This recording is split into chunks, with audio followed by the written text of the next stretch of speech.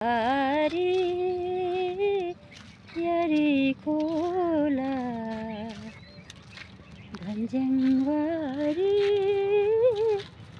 तवासेर अयो आमालाई घुमाउने हिँडेको म त अब माथि दोकान चिनाएँ आमालाई अब तलतिर पनि लाँदैछु तलतिर चाहिँ यस्तो छ है बरको बोट दिबलको बोट बस्ने ठाउँ छ त्यहाँनिर चौतारा जस्तो तर यो के अरे रोडमा अलिकति प्रब्लम छ अलिक कालो पत्र छापेको छैन धुलो उडाउँछ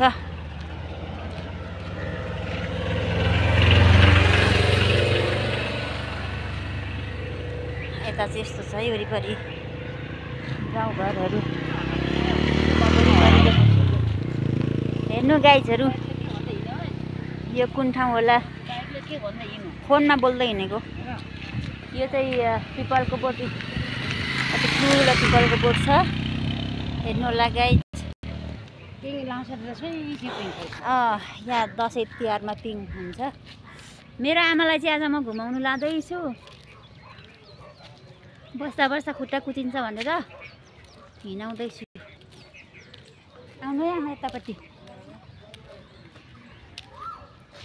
गाइजहरू कति रमाइलो ठाउँ छ ल हेर्नुहोस् बेलुकाको टाइममा हिँड्नु कति मजा आउँछ मेरो आमा हिँड्दै हुनुहुन्छ पुकु पुकु पुकु पुकुलीको आमा हिँड्दै हुनुहुन्छ है पुकु पुकु पुकु मेरो केस पनि यो ननुहाउँदा चाहिँ बरु चिप चिप्पै टाँसिन्छ नुहाएपछि त फरक केस भएर के खालि हजुर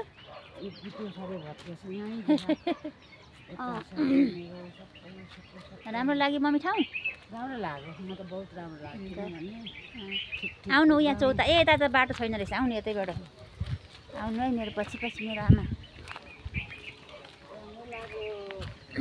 हेर्नु गाइजहरू ठाउँ कति राम्रो छ गाइजहरू त पारी आहा कति राम्रो ठाउँ छ लु हेर्नुहोस् यहाँ चाहिँ बाटो बन्दैछ यहाँ चाहिँ एकदमै धुलो उडेर अब कालो पत्रे छाप्दैछ यहाँ गिटीहरू थुपाइरहनु भएको छ ठुलो पिपलको बोट छ यहाँ मेरो आमा आउँदै हुनुहुन्छ पुनः भाइले बोल्छ कि बोल्दैन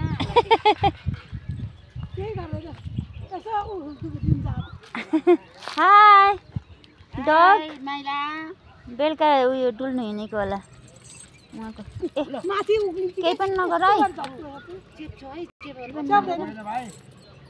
ल आउनु आमा गाडी आउँदैछ हेर्नु नि धुलो उडाउँछ सानो धुलो उडाउँछ कि गाडीले आमा गाडी आउँदैछ छेउ छेउ नहान्नु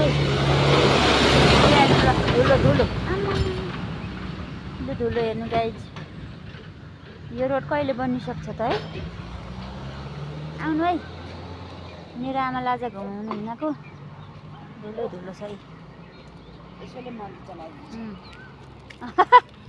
ल आउनु राम्रो ठाउँ कि यहाँ चौतारामा बस्नु अब आमा छोरी अनि त्यहाँबाट कति राम्रो छ है ठाउँ आहा यहाँ हेर्नु आइया लु हेर्नु कति राम्रो चौतारा अनि पारी हेर्नु कति राम्रो ठाउँ छ है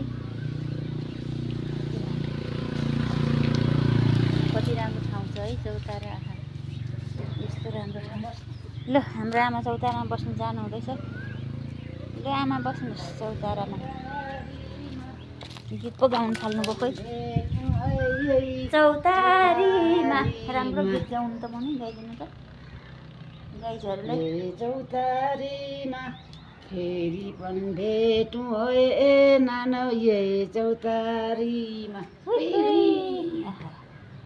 हाम्रो आमालाई यहाँ यो ठाउँ एकदमै रमाइलो लागेको छ उहाँबाट हामी घुम्दै घुम्दै घुम्दै हिँड्दै हिँड्दै आएको यहाँ बाटो बन्दैछ यहाँ सबै गिटी ढुङ्गा पारेकोले एकदम बाटो अवरोध भइरहेछ चाहिँ यो के अरे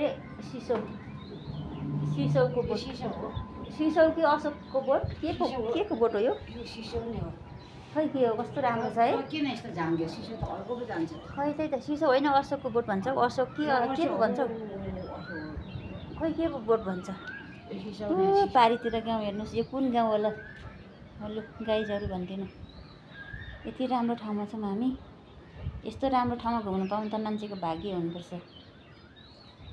तपाईँहरू पनि यो ठाउँतिर घुम्न आउनुहुन्छ भने आउनु सक्नुहुन्छ। म तपाईँहरूलाई अर्को भिडियोमा ठाउँको नाम पनि भन्छु है। यता सुन है। हजुर गाई चरने चरण, कहाँको जनम कहाँको मरण। ल हाम्रो आमाले एकदम इन्जोय गरिराख्नु भएको छ। यहाँ यो ठाउँमा घुम्न आउनुभएको छ। यहाँ बसेर चौतारामा पारीतिर चाहिँ पुरै टाढो भएकोले होला यो कुहिरो लाग्यो जस्तै पनि अलिक देखिँदैन।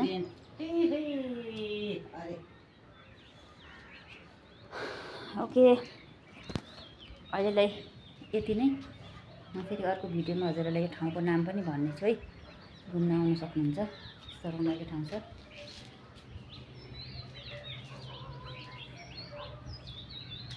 बाटो पनि बनिसक्छ त्यति बेलासम्म त। अहिले त यहाँ गिटी ढुङ्गा थुपारेको छ। हिँड्नलाई एकदमै अवरोध छ अहिले चाहिँ है। त्यो ठुलो पिपलको बोट हो। अलि नजिकबाट देखाउँछु ल।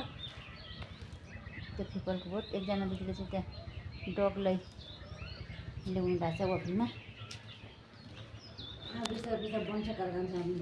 यहाँ त बाटो बनिएपछि दामी हुन्छ नि। यो चाहिँ सिसौको बोट कति राम्रो छ।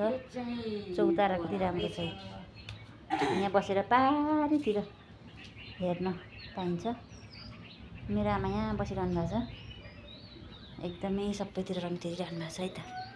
हस् त गाइस, अहिलेलाई यति नै। नमस्कार। जिन्दाबाद।